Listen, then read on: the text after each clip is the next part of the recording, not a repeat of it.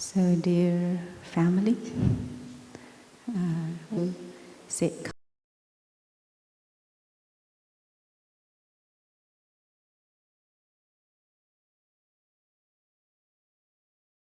I last night in your program, you have been taught a little bit how to do sitting meditation. You can sit with your legs crossed, or I heard my sister say to her 3-year-old girl, crisscross applesauce.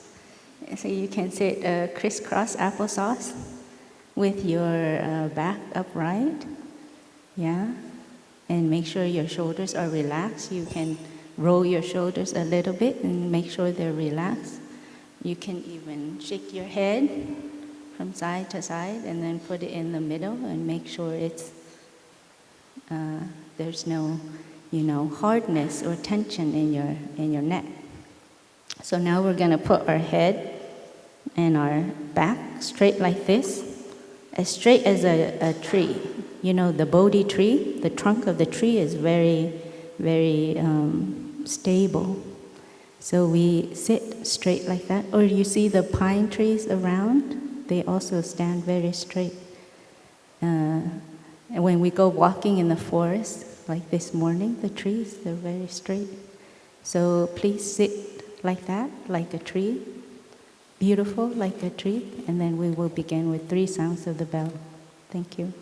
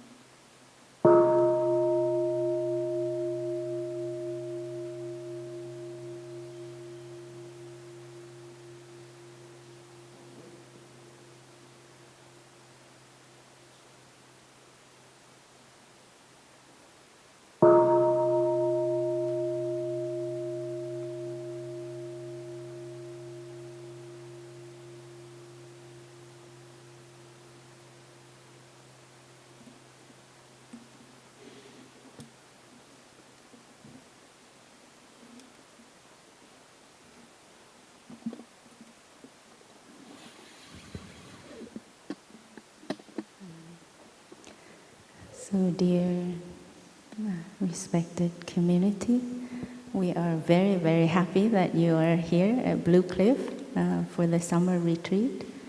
And we see many familiar faces as well as new faces. And I'd just like to take a moment to take a little survey. How many of you, is this your first time here? Raise your hand. Very first time? Okay.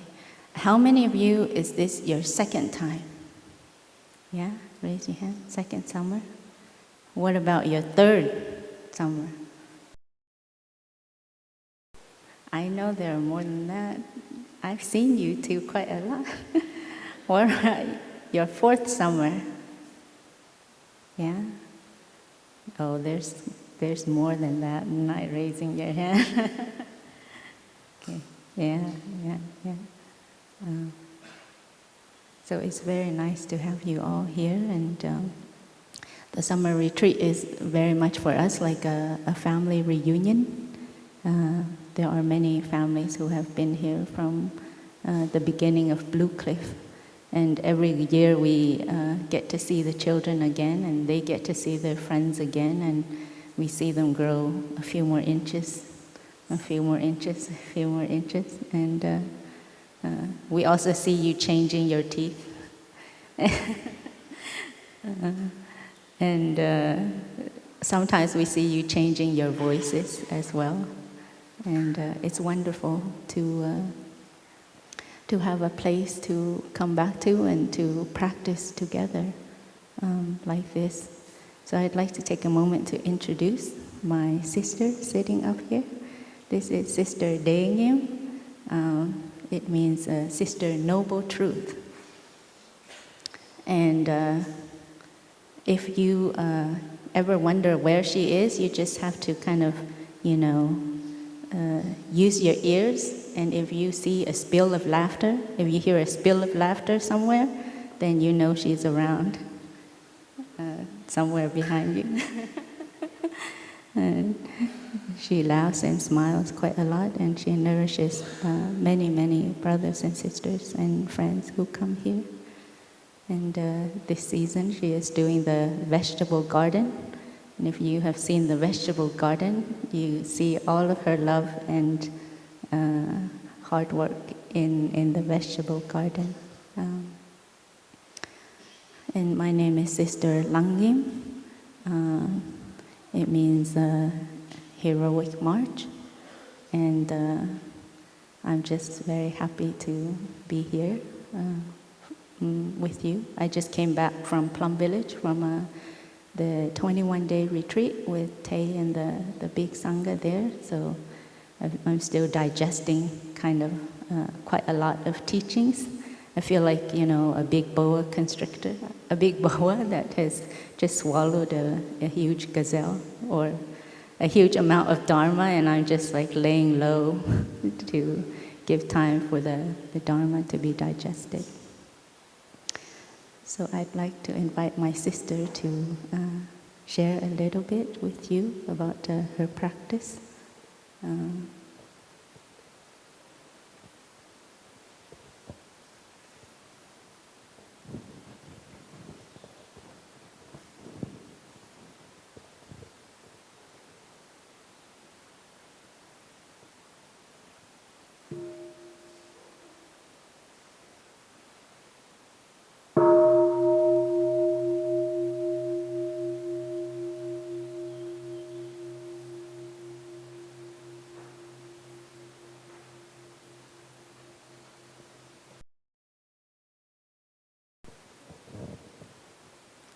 Dear Thầy, dear Sangha, dear children, my English is very terrible.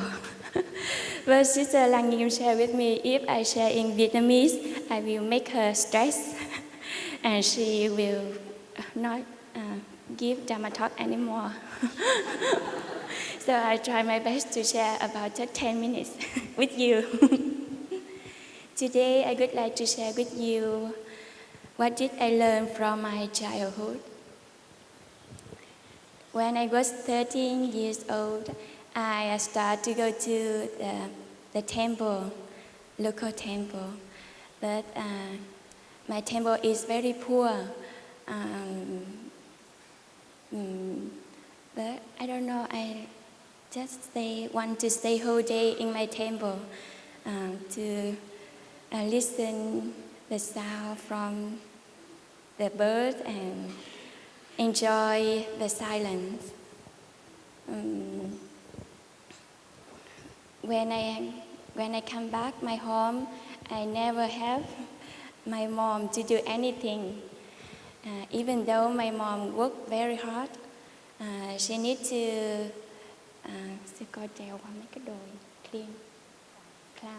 climb so many hills, coffee hill. But she never complained with me that she's tired, so I never help her to do anything. And when she asked me help to mop the floor or wash the clothes, I always share, "Oh, I need to do my homework, or I'm sleepy."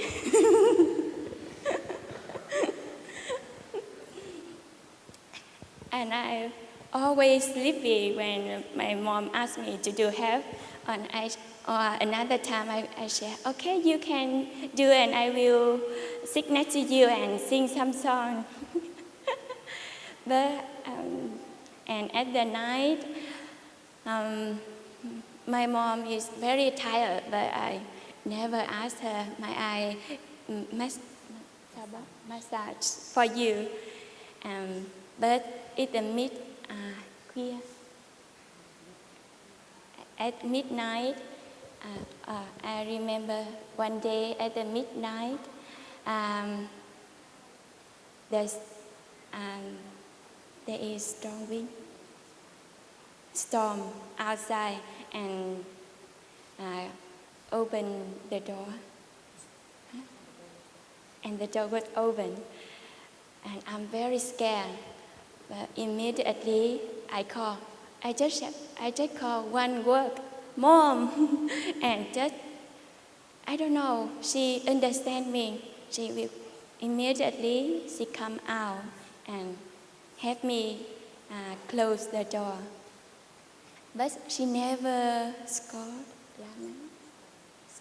me. And she go back to sleep. But I don't know how to appreciate her presence. I just call Mom, and she, at one moment, she will help me to do everything. And when I want to become a nun, whenever I have time, I just practice touching the earth.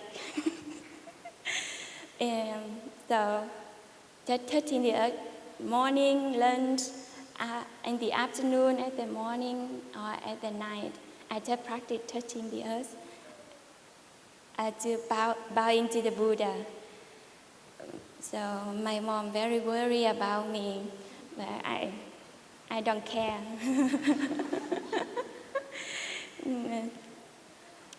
Especially, I really hate to fold the clothes.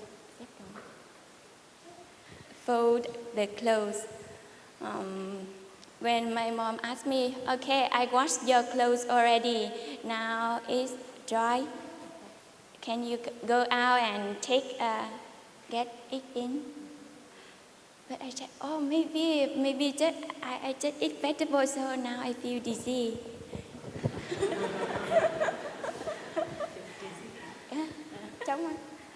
Maybe I need to sleep more. If not, I don't have more any energy to do anything. And can you do it for me? And my mom, okay. My mom always okay. I don't know. And I don't like to eat stir vegetable. I just like to eat boiled vegetable.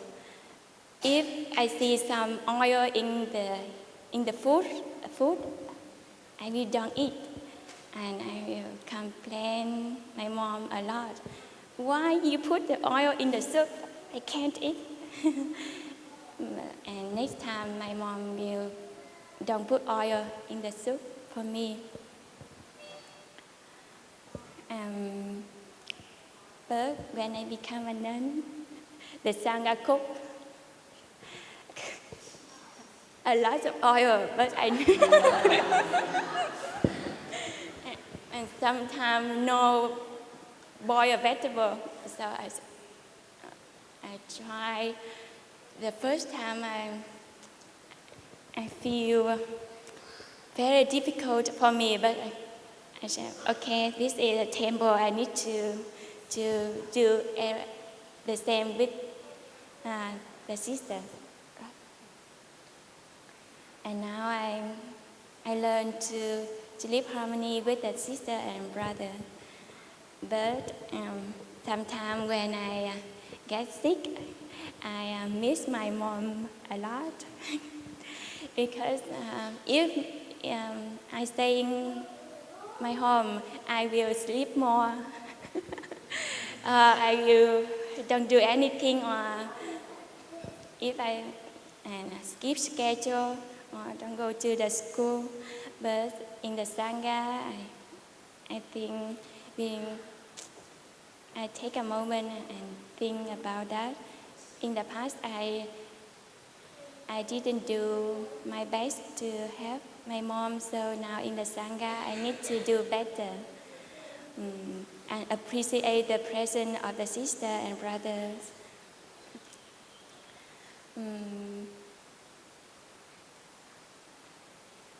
And especially when I do laundry, I miss my mom a lot because I need to fold clothes. In my mom, I don't need to do that, but now in the with the Sangha, I can't ask the sister, do that for me because it's not fair for them to take care for me. So whenever I go to a laundry room, I always miss my mom. And when I cook, because in my home I don't need to cook. So when I cook or I burn something, I always miss my mom. And I think if now I live happy, she will happy. She will be happy. And but when at 1 month, I will call for her one time. But I just limit about 10 minutes because I think I'm a nun. I can't produce. I can make money, so I don't want to spend too much money of the sangha. So whenever I receive a telephone, I just share, Mom, just share what you think important, and 10 minutes. And when my mom sometimes she forgot and she shares so many things, and Mom, almost 10 minutes. My mom, and one day my mom asked me one question, and that question made me a lot of time to find the answer. When I share with my mom, please share what you think important, and my mom answered, okay, Daniel, what do you think is your importance? And what do you think is important for you? But I don't know how to answer. That is really deep, the question for me. I take a lot of time to go to the forest and just follow my breath and give rise that question. What is the most important for me? And now I find the answer. That even though my mom do anything, but I just need one thing.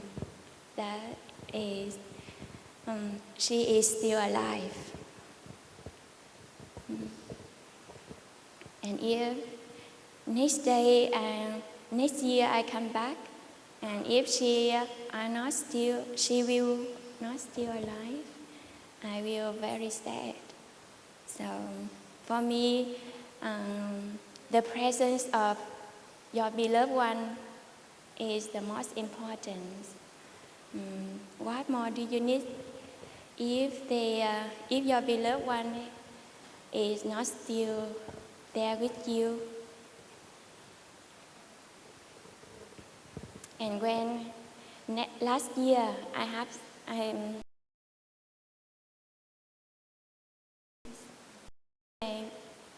back, so when I can't run, whenever I run, I feel very painful feeling. So, and especially at the winter, it's more pain for me.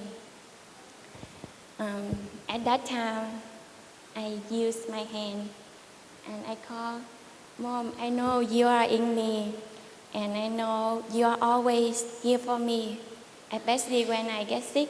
So I use my hand and like my mom, and I say, okay, please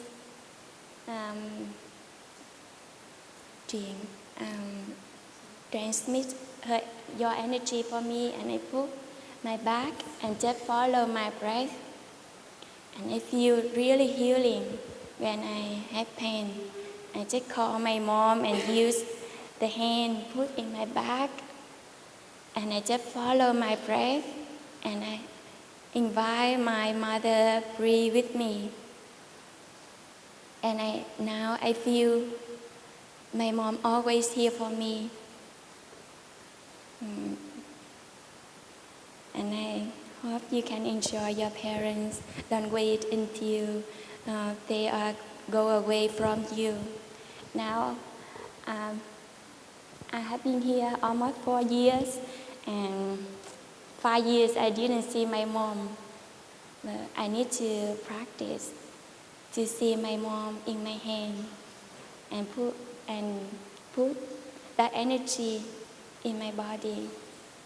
And whenever I miss my mom, I always think about what did she do for me. She always worked a lot, but she never complains that she worked a lot and always joyful. And she just easy. That's easy to do it. Right? And I think, and now sometimes I just do a little bit, but I feel tired. And at that time, I miss my mom.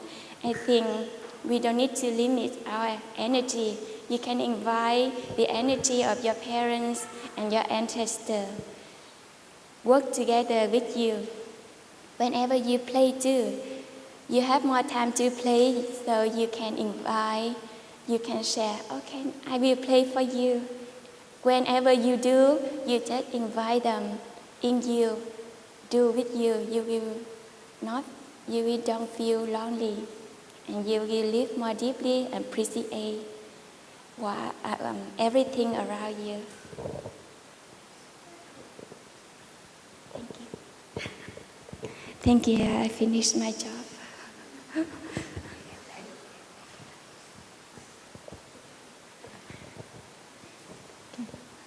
So we would like to invite the children to play outside, and then we would like to, at the small sound of the bell, the children are invited to stand up and bow towards the altar, and then you can leave the hall. And then we also invite all of our adults to move forward to the front rows. Thank you.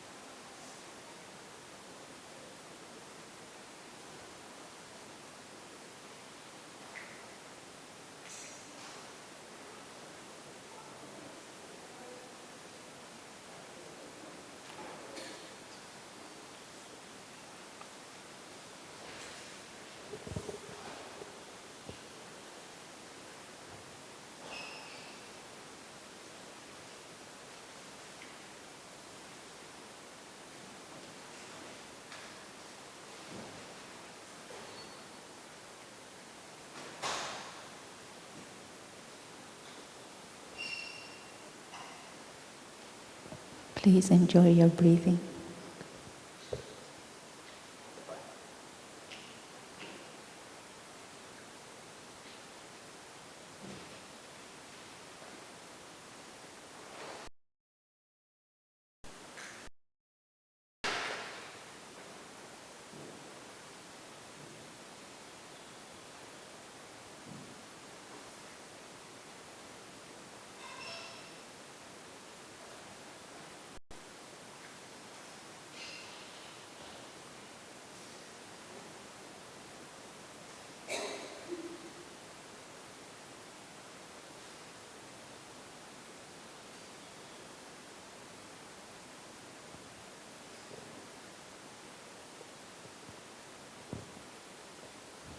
So, what is the most important thing for you?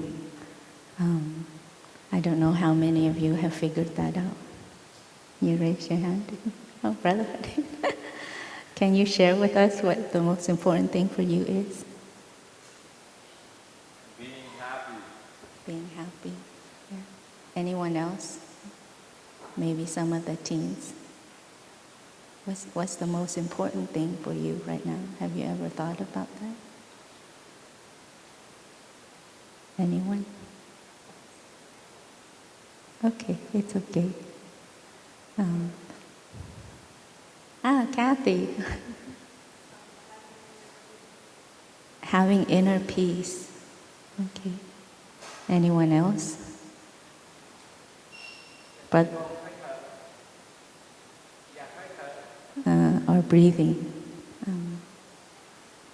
Could be many things. For my sister, as she just shared, the most important thing for her at one time was to go to the temple.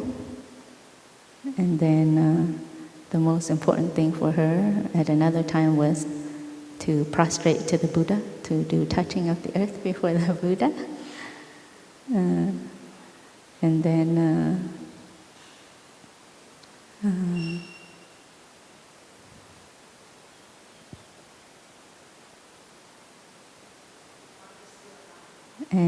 now that the most important thing for her is that her mother is still alive.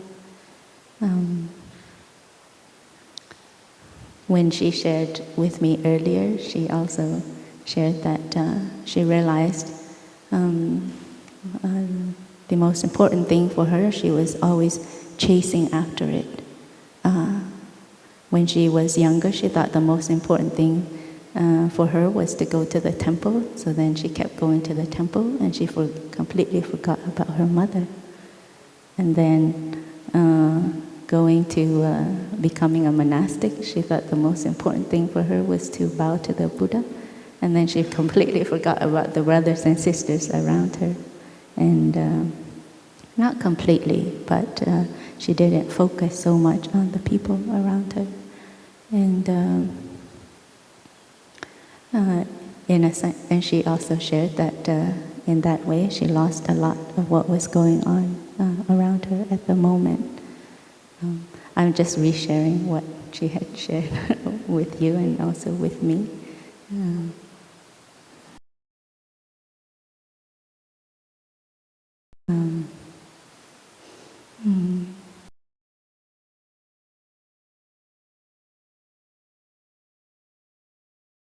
But I will share what our practice is here. Is to be in touch with what's going on in the present moment. Whatever is going on inside of you and whatever is going on around you. And I think you have probably heard in the orientation our brothers and sisters sharing with you about what can help us to be in touch with what's going on inside and around. And it's something that we call the energy of mindfulness. So with mindfulness, we can, for instance, if we are breathing in, we know that we are breathing in. And when we are breathing out, we know that we are breathing out. And that's called mindfulness of breathing.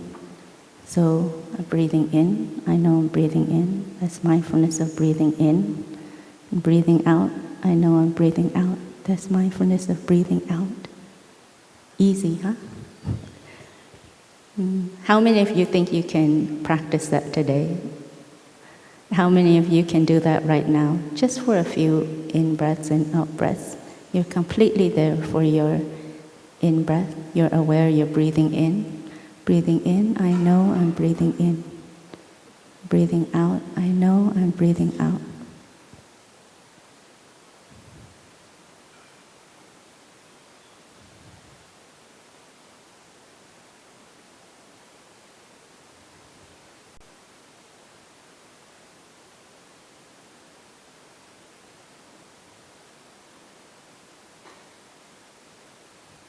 That's mindfulness of breathing in and out.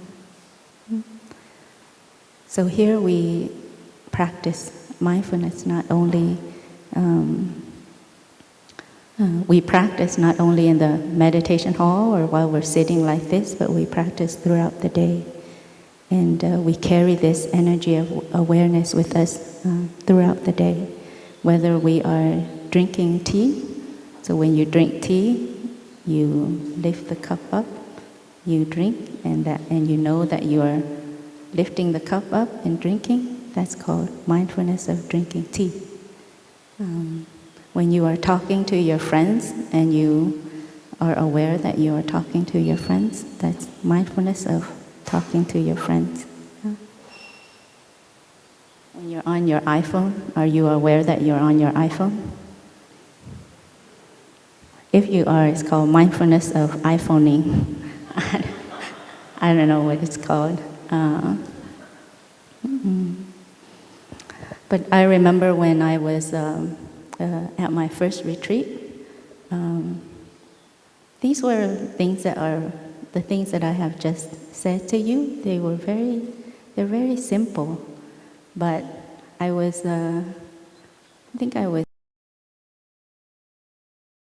came to my first retreat.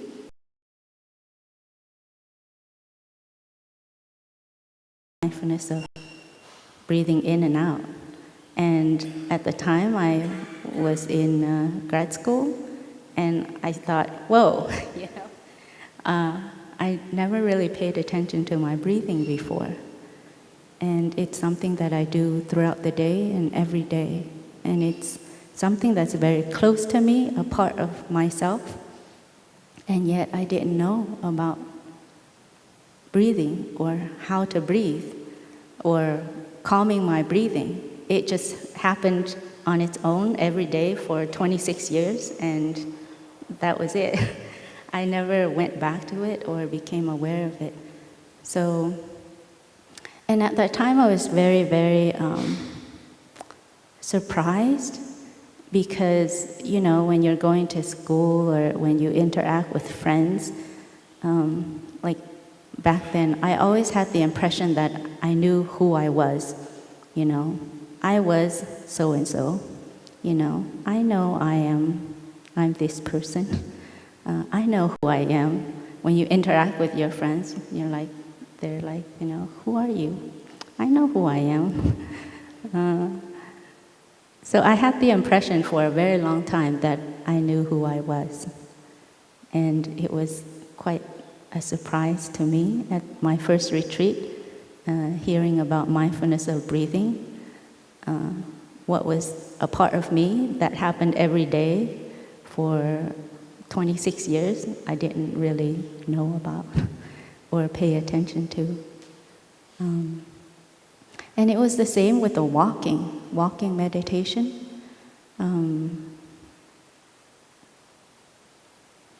I remember when I did my first walking meditation with the Sangha. I don't know how many of you woke up early enough to join the Sangha for walking meditation. Can you raise your hand? The teens? You did? Oh, that's wonderful. Okay.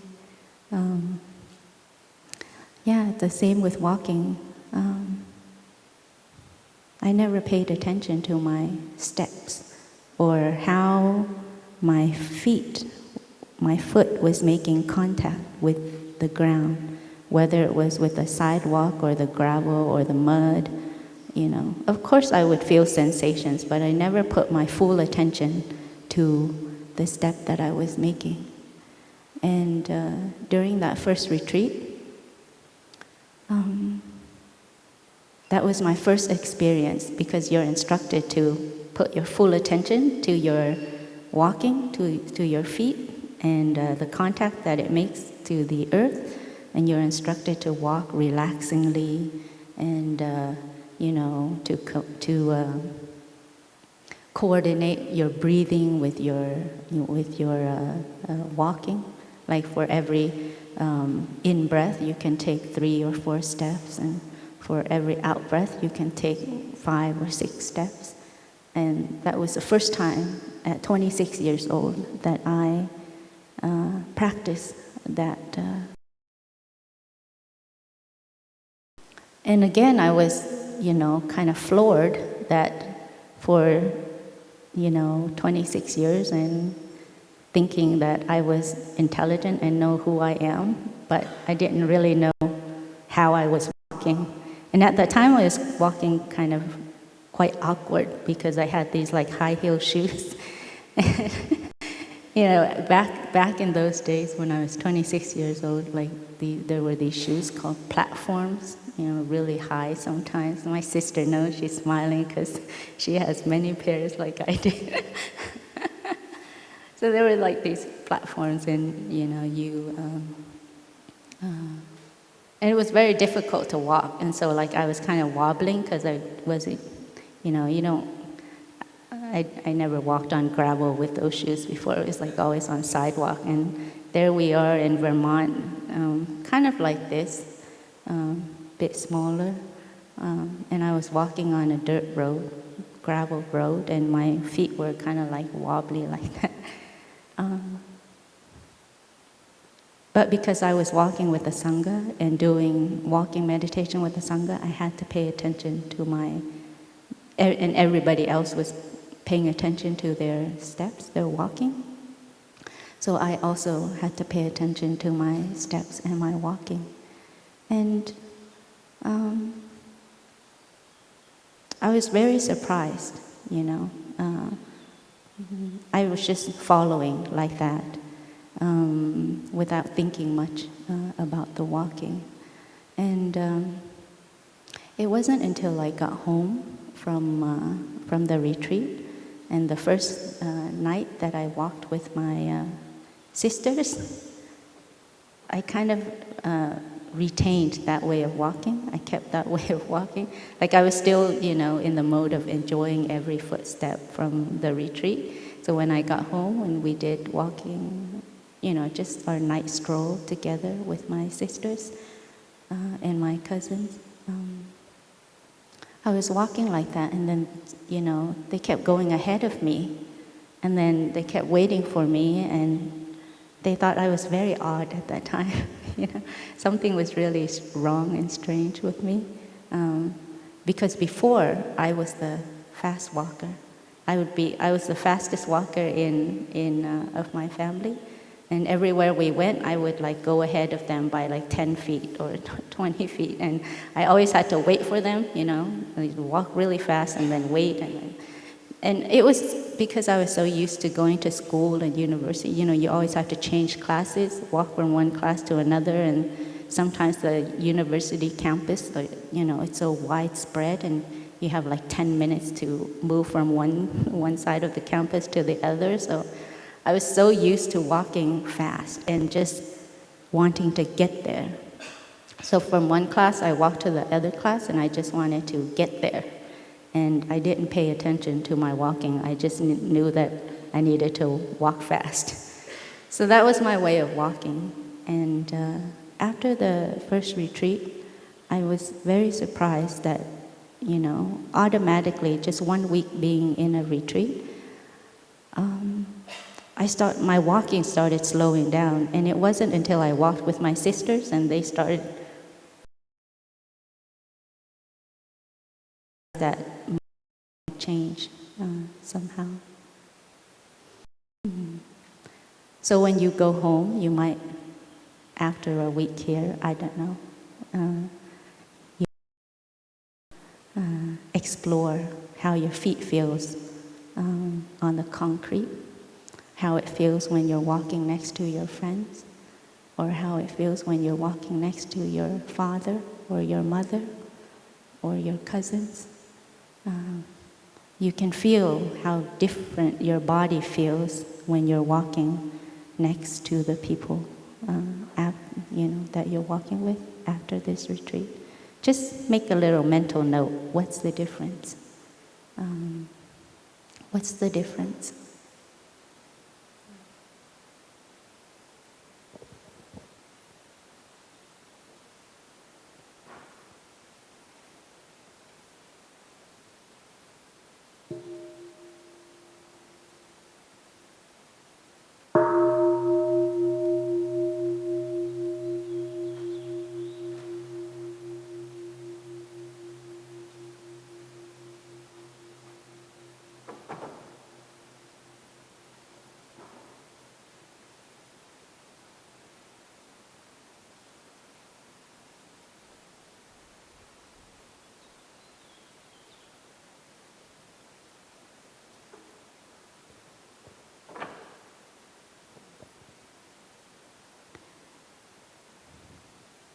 So I remember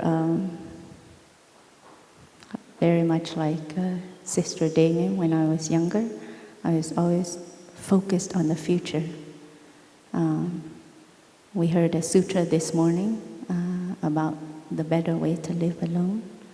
And there were very simple lines in the sutra.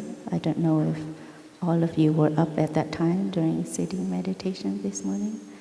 But there's a line that the Buddha taught his disciples. Do not pursue the past. The past is already gone. And do not lose yourself in the future. The future is not yet here. And the only moment that we have to live is the present moment. But I didn't really learn that lesson until I came to my first retreat with Tay in Vermont when I was 26 years old. So when I was younger, in elementary school, I remember we always had to draw pictures. We're asked, so what do you want to do? What do you want to be? And some of us would say fireman, and we'd draw a picture of a fire truck and a fireman. Or some of us would say, I want to be a doctor. Some of us would say, I want to be a nurse. And always someone would ask you, what do you want to be? So I want to be so-and-so. And it's wonderful to want to be something. It's wonderful to want to be something because you have what we call a volition, a deep desire to be something.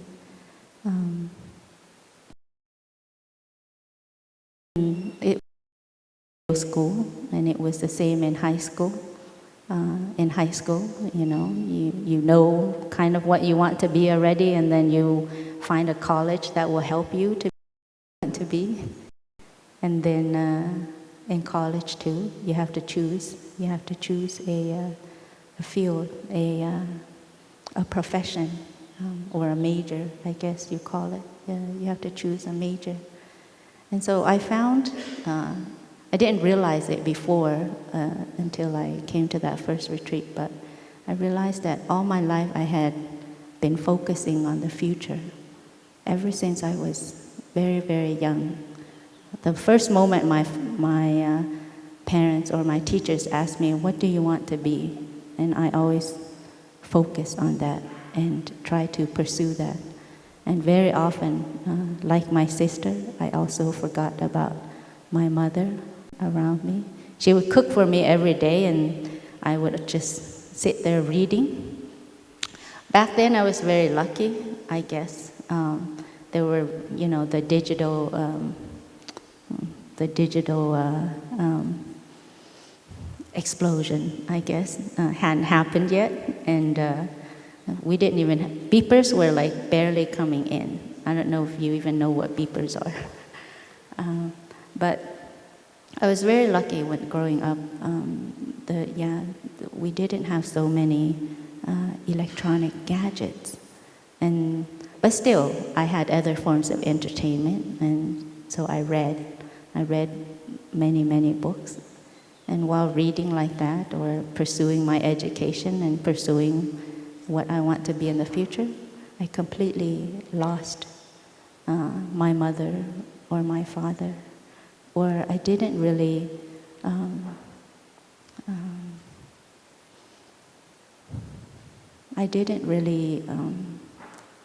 recognize very deeply their presence next to me, or all of the care and the love that they provide for me. All the meals that my mother cooked, I remember, now that I think about it, I don't think I ever thanked her for the first 26 years. I don't think I ever thanked her for a single meal that she cooked for me. That's kind of sad. Huh? I don't know if you thank your mother for every meal that she cooks for you, or your father for every car, for everywhere that he drives you to, or every small thing that he shows you. And so after becoming a nun, after learning the practice, actually, so after the first retreat, I came back. And the first day, I felt before I was blind to my family. I didn't really see very clearly my brothers and sisters, or my nieces and nephew, even though we're a very close family, but to really stop, take a minute to just feel their presence,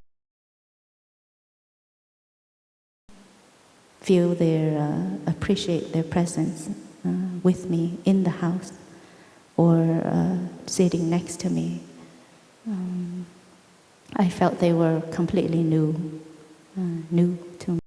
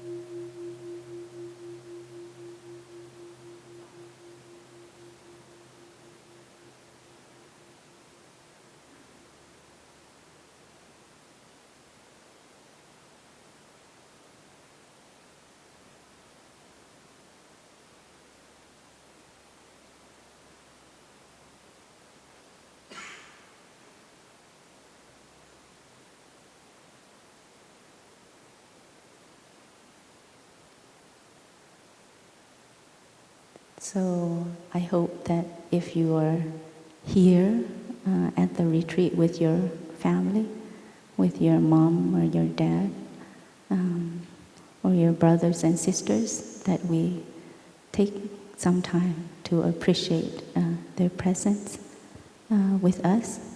I think I see two holding hands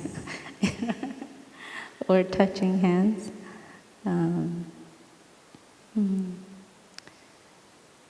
So here we learn about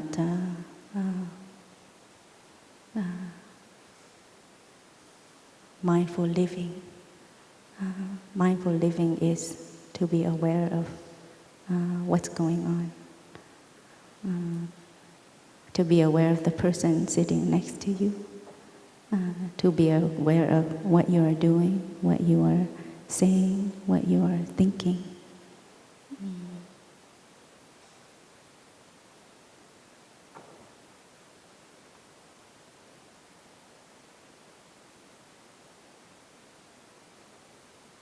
And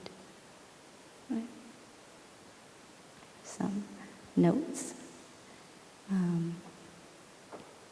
So our practice here is very much to enjoy what we are doing in the present moment.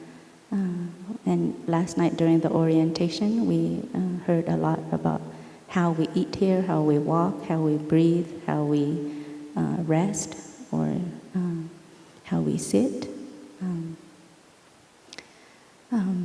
But what happens when we are not comfortable in the present moment?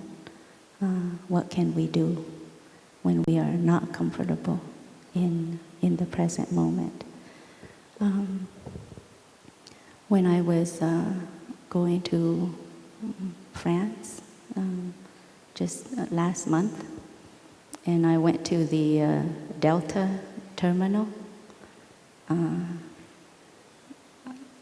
it was all renovated, and I was quite shocked to see all the changes that they had made. So when I went through this terminal, before the resting area, it was just seats, the place that you sit and wait for the airplane. It's just seats. There's the bars or the food serving places. There's just a table and some seats. But now when I walk through the terminal, at minus like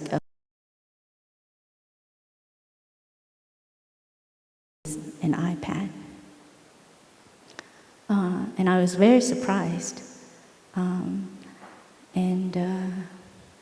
So I saw people sitting in the restaurants and eating, and it could be two people eating together, but each person was in front of a screen and very immersed in the screen that was in front of them. And so it's like, you'd like touch. And I can see in their eyes, it's so busy. And I can see in their body, it's so busy. And lots of tension. But I don't think they were aware of the tension or the busyness in their eyes or their minds. And sometimes the screen, it's so quick. I can't believe technology nowadays. And a new screen pops up. So it's like really quick. And there's like so much information on the screen, and your eyes take in all of that. Your eyes take in all of that. Your mind takes in all of that. And so quick. People kept touching. The screen kept changing, flashing. And that was all the information that will go through the mind and go through the eyes and go through the mind and go to what we call our consciousness, our stored consciousness. And I also observed families waiting together at the waiting, while we were waiting to board the plane. I saw families waiting, and it wasn't just the there. Everybody had some kind of digital apparatus, so it could be the parents are on the iPad, the child is on the iPhone, 2 or 3 people, and I was very surprised. I was very surprised to see all of that. And sometimes I would see the child would want something, and it would take a moment for the parent to respond, because they had to take their attention away from the iPad or the screen in order to respond to the child. And sometimes when the mother would call, then the child would still be there like that. And it would take a while for you to kind of close that screen on your digital apparatus to look up to your parents. And I was kind of surprised. I was very surprised, because here we don't, as you see, we have an electronic sabbatical. We do have electronics. The monks and nuns do have electronics, but we're not on it all day. We have a time and a place to use our electronic apparatus, and we're not on it, constantly all day. We have computers in the office. We do know how to use computers. but we use it at a time and place.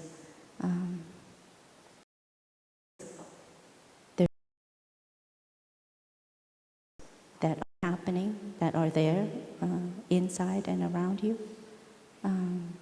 Many, many wonders that are also there besides the iPhone or the iPad. So many wonders. If you look around, you see a million wonders. The person next to you is a wonder. This orchid here is a wonder. You know, if you look at the orchid, you'll see, I don't know if you ever asked how it became so beautiful, or how it came to be, how this orchid came to be like this orchid.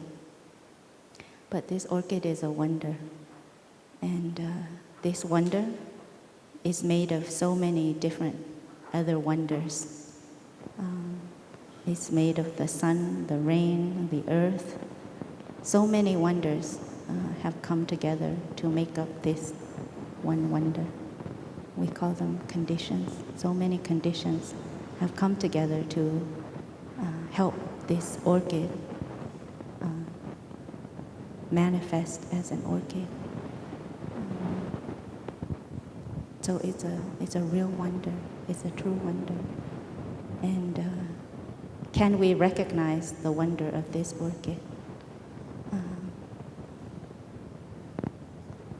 Even sitting in the airport terminal, can we recognize other wonders that are around us? Even the design of the chair, you know, or the chairs that we sit on, or the airport, it's so elaborate. And there's a whole operating system around behind it. And then the airplanes, how wonderful they're designed to be able to fly. They're so heavy, but they're designed so well that they fly like birds. When they get up in the airplane is as light as a bird. And that's also a wonder. Not just Mother Nature, but there are many, many wonders. Yourself, you're a wonder. Your mother, your father, they are also wonders. So do we have the time? Do we know how to recognize the wonders around us? And that's what we will try to do here at Blue Cliff in this next week. When you're eating your food, everything on your plate is a wonder, and it's a gift from the cosmos. So do we have time to enjoy this wonder, this gift that's in front of us? Yeah. This whole retreat is designed for you to be able to enjoy all of this. Enjoy your meal, enjoy your footsteps, enjoy your body even. In the afternoon, we'll have time for total relaxation. And that's a time for you to really come back to your body, to really recognize the tensions there and try to relax. Take care of your body. This whole retreat is for taking care of your mind. And we can do that by simply coming back to our breathing, coming back to what it is that we're doing. We don't have to think. We can practice no thinking. Take calls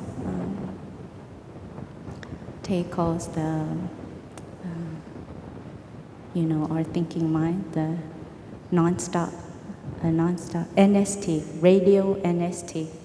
I don't know if you've ever heard of radio NST. Radio NST is radio non-stop thinking. And our mind, it's always thinking all the time. And sometimes this thinking makes us lose what's going on in the present moment. I don't know if you ever mark down or write down in a day, if for all the thoughts that come up in your head, if you ever try to write it down or record them somehow. and we do an analysis, then we'll find that much of the percentage of our thoughts are either about the past or the future, but very few of our thoughts are about the present moment. So here when we are walking, we simply practice to walk, right? Put our full attention to the walking. When we're eating, we'll put our full attention to the eating. When we're speaking to someone, we'll practice to do the same. And we'll practice in between times what we call non-stop thinking. When you're walking, you can also just walk. You don't have to think. Your body knows how to walk. Your consciousness knows how to walk. You see other people walking and you can follow. You can just do the walking. You don't have to think. And practicing no thinking like this is quite important because in our daily life, if we have a moment, we'll think of something. If we have a moment, then we'll want to do something. We're not comfortable in our body or in our mind. We're not comfortable with a quiet mind or a body that can sit still. We want to get up and do something. We want to fill up our time with something. And we may think that filling up our time with something is more valuable than just sitting still and doing nothing.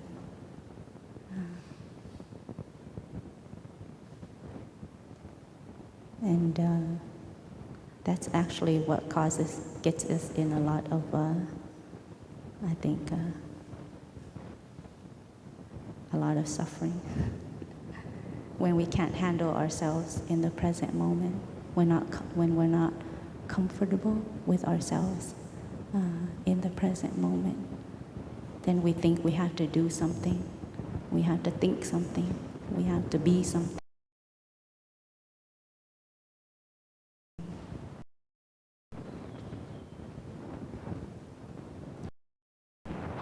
So you don't have to be afraid of boredom.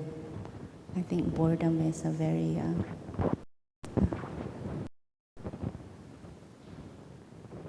is a huge problem in our society right now.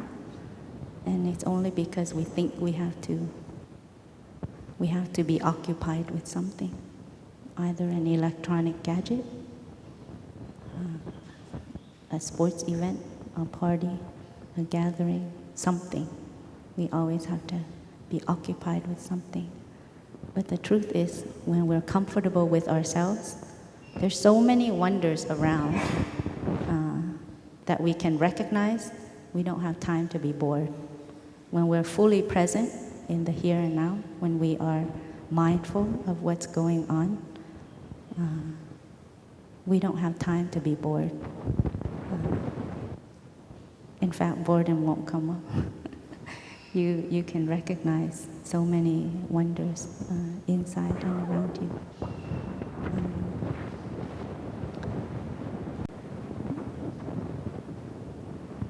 So during this retreat, I hope you take the time to practice this.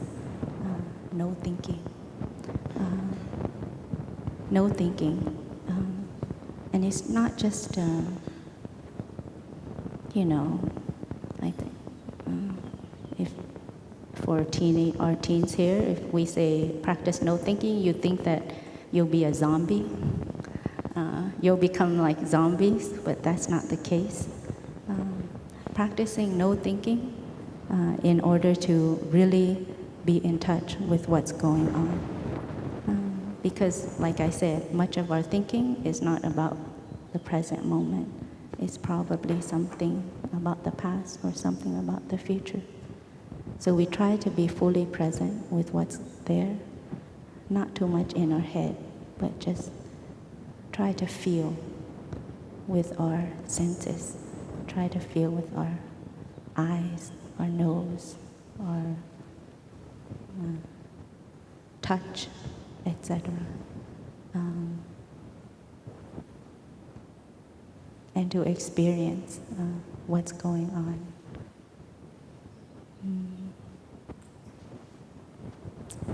So I hope that you have a wonderful summer retreat.